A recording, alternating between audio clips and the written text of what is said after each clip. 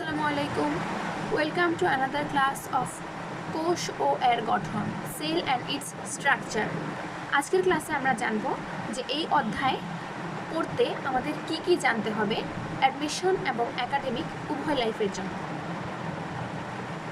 প্রথমেই এখানে কোষের সব অর্গানেলিসগুলোর নাম জানতে হবে, অঙ্গাণুগুলোর নাম জানতে হবে এবং ওগুলোর অপর নাম জানতে হবে, এগুলো কি কি অংশ নিয়ে গঠিত তা জানতে হবে, এগুলোর কাজ কি কি তা জানতে হবে, বৈশিষ্ট্য জানতে হবে এবং এগুলো বিভিন্ন সংখ্যাগুলো জানতে হবে। যেমন একটা কোষে মাইটোকন্ড্রিয়া থাকে জেনারেলি 300 থেকে 400টি, এটা তোমাকে জানতে হবে। এরকম সবগুলো সংখ্যা জানতে হবে, পরিমাণ জানতে হবে এবং উপাদান কি কি দিয়ে গঠিত সেটার পার্সেন্টেজ জানতে হবে। এই সব কিছু যদি ভালো করে জানা থাকে তাহলে এই অধ্যায় থেকে অ্যাডমিশনে তো সম্পূর্ণ হেল্প হবে এবং একাডেমিকেও হেল্প হবে। এছাড়া একাডেমিকের জন্য আরও কিছু সৃজনশীল লেখার জন্য আরও কিছু জিনিস জানতে হবে। ওগুলো হচ্ছে ধীরে ধীরে আমি তোমাদেরকে এক্সপ্লেইন করব।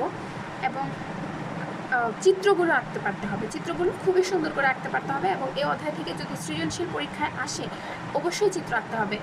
সেক্ষেত্রে সৃজনশীলের গ ঘতে 3, 3-এ 3, 4-এ 4 খুব ইজিলি পাওয়া যাবে। তো আজকের ক্লাসটা বেশি পড়াবো না, অল্প একটুই পড়াবো। শুরু করা যাক। কোষ ও এর গঠন। সেল নামকরণ করেন কে? সেল নামকরণ করেন রবার্ট হুক 1665 সালে। দেখো, উনি কিন্তু কোনো বিজ্ঞানী ছিলেন না, উনি রয়্যাল সোসাইটি অব লন্ডনের বিজ্ঞানীদের প্রতিষ্ঠানের যন্ত্রপাতির রক্ষক ছিলেন।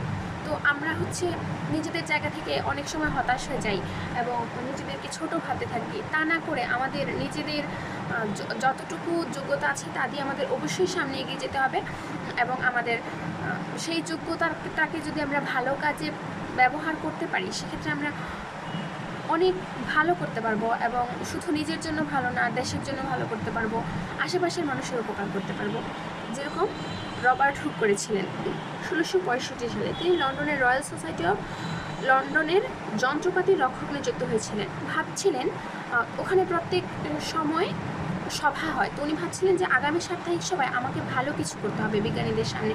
তো তিনি কিছু ভাবলেন যে তিনি তো যন্ত্রপাতির রক্ষক ছিলেন, তো তার কাছে অনেক যন্ত্রপাতি ছিল। তিনি ভাবলেন যে এই যন্ত্রপাতিগুলো নিয়ে কী করা যায়।